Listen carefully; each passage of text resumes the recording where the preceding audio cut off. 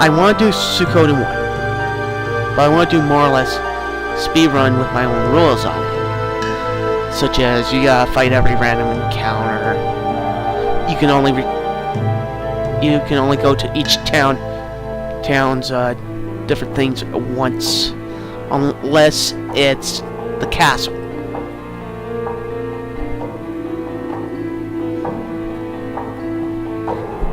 Then also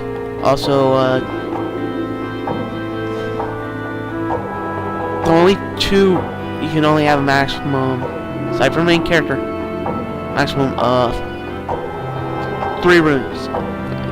Well, if the party members are designated to have them, if they come equipped with them from the start of the game, you have to use them. But aside from that, you can only have, at that point you can only have 1 rune, 1 character with a rune. Unless it was equipped from the start, then you're kind of SOL on that one. Like, I want to, really define what my rules are. That's the big one. I'm gonna have to really refine. Like, okay, I want to limit how many runes I use on my party, because I don't want to make the game too easy.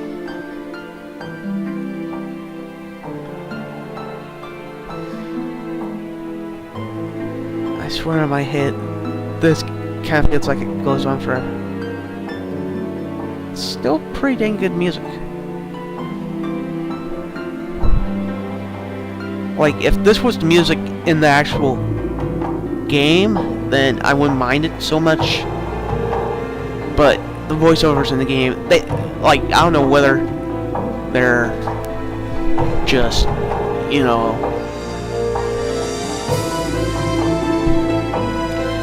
don't know if there's not that many tracks in the game, or if the designers just, just made the sound design too really mediocre so far. It's either designed bad or they didn't make enough music for the game.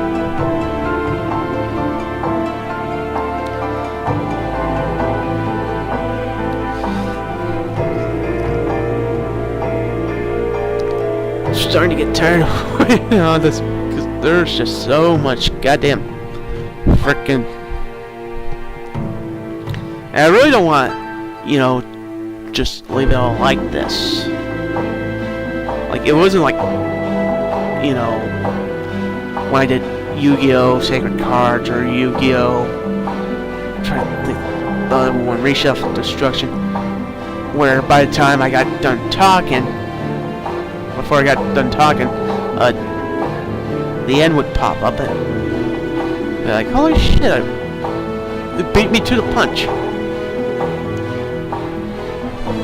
Now, as far as, what kind of, impact this game really had on me, I really, originally, when I played this, I rented it from the shop for about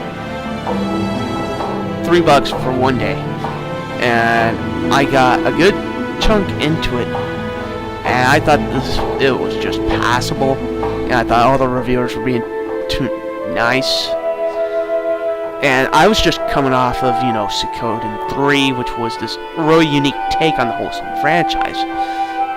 And I didn't get a chance to play this until a few years ago,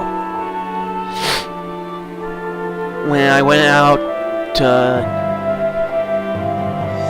I remember getting really ticked off because my brother was just burying it where bitching about me when I went down to Fan Expo.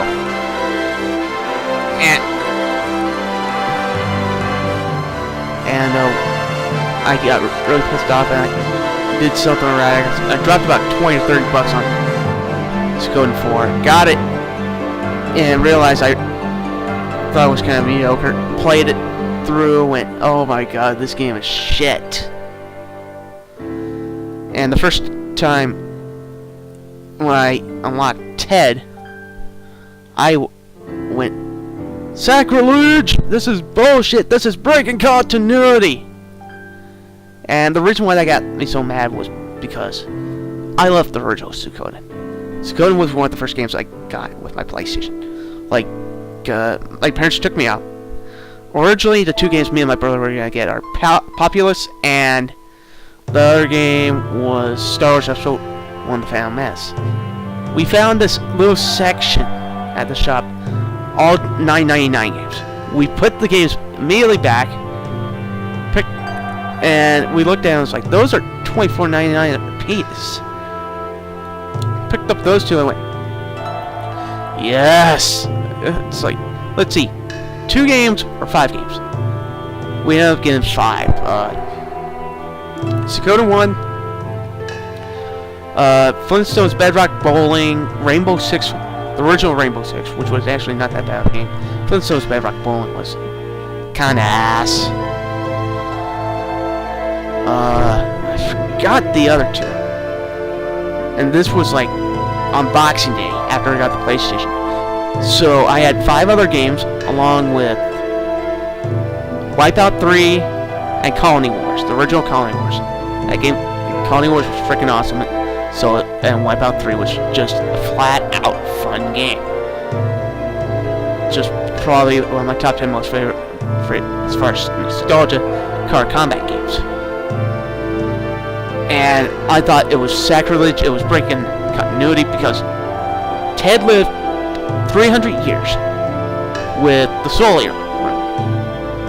Now, if you ever played the original game, and I'm giving this away, like, if you haven't played Suikoden, go play it right now. So he lived 300 years with the Soul Eater. He's being chased after the White Witch leader of Gregmeister in the Imperial Army. She chased him for God knows how long. And because he has the rune. He uses the rune inside the palace. Everybody finds out that he's been living there. And he sacrificed himself for the better of everybody else. And there's the ending. There's the end of the frickin' credits.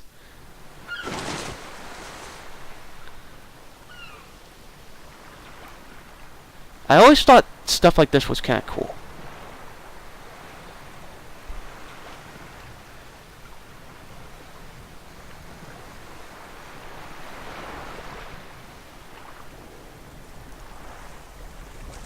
So, we didn't see what happened, or where.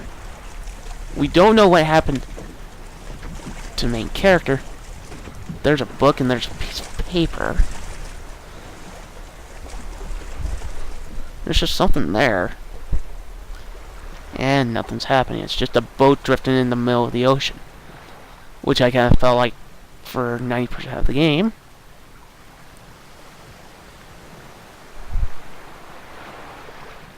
Is there something I'm missing? Got all 108 stars of destiny.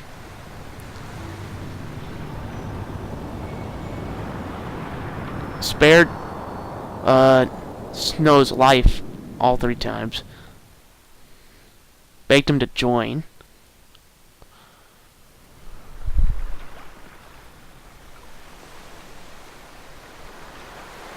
And we're back at this boat again!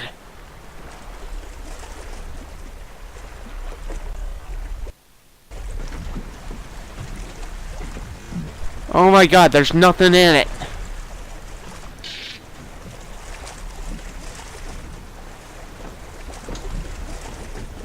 Now, it would actually look like a boat. And it would look like he was clipping through. If I was playing on an actual system. Another emulator problem.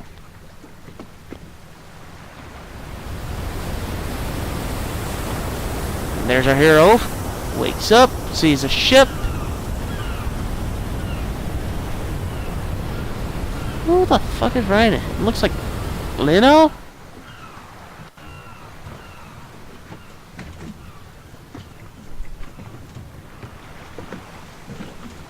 I'd be screaming right now. I'd be like, hey, I drifted up in the middle of freaking nowhere.